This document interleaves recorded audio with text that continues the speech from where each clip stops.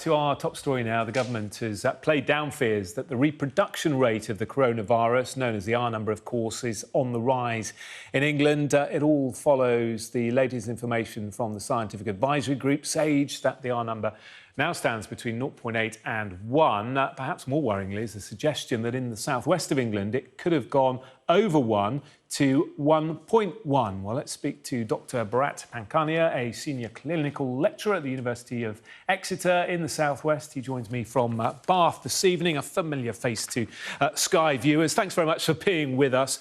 So we're being told by the Transport Secretary we shouldn't be overly alarmed that in the southwest the R number could be as high as 1.1. What's your assessment?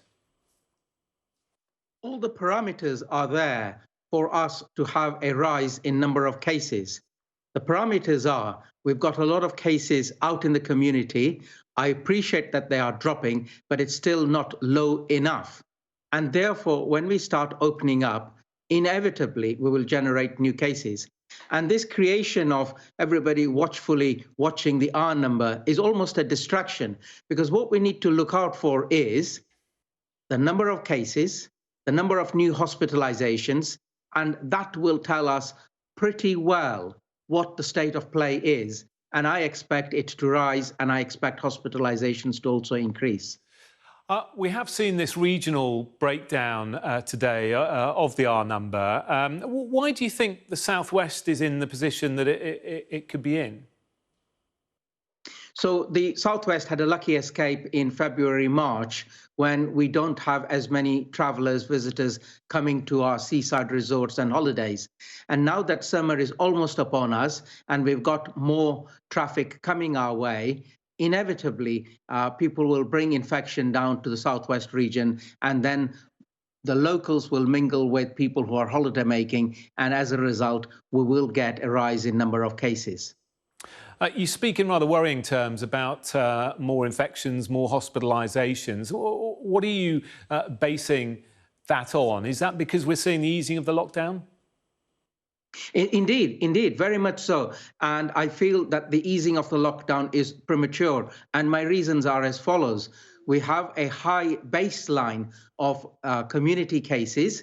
Secondly, our contact tracing and our testing services are not universal and fully operational. And we know that the contact tracing application, people are now not talking about it. So our momentum to contain it is not fully in place. It's not even localized, it's centralized. And then we are opening up under a background of already a higher baseline of cases out in the community.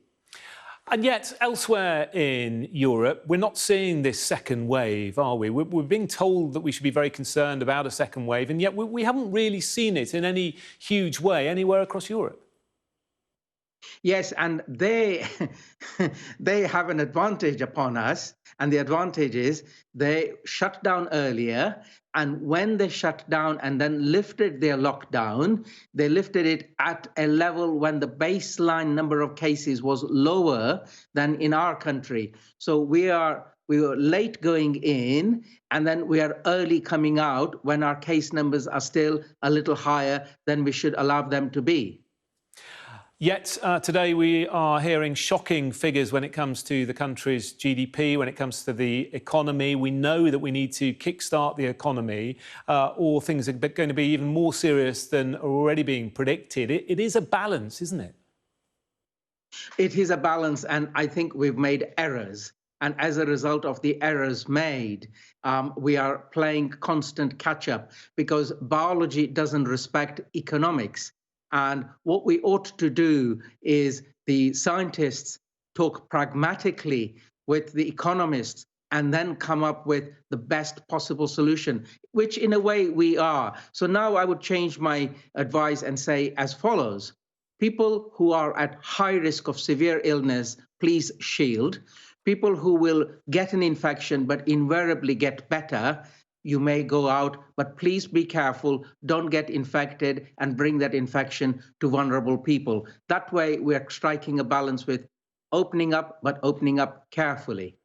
Let me ask you something else that came up in the news conference a bit earlier about face coverings.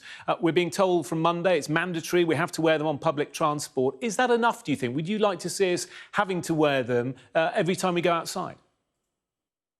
So wearing them outside is not going to help because we're out there, out in the open, and only fellow humans can infect us.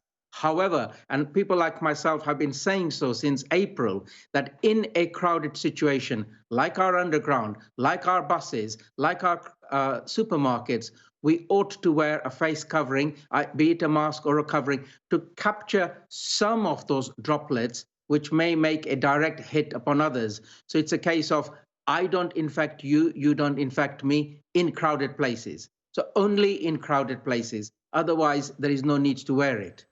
And very briefly, if you would, the WHO recommends 1 metre when it comes to social distancing. It seems our government is going to stick to the 2 metre rule for now, at least. Whose side do you fall down on? I prefer the 2 meters because every distance away from another infectious human being is better. But if you are going to get closer, wear a mask. That will also mitigate against coming closer to other infectious human beings. OK, always good to see you. Bharat Pankhania, Senior Clinical Lecturer, University of Exeter. Thank you very much. Thank you. You're watching the News Hour.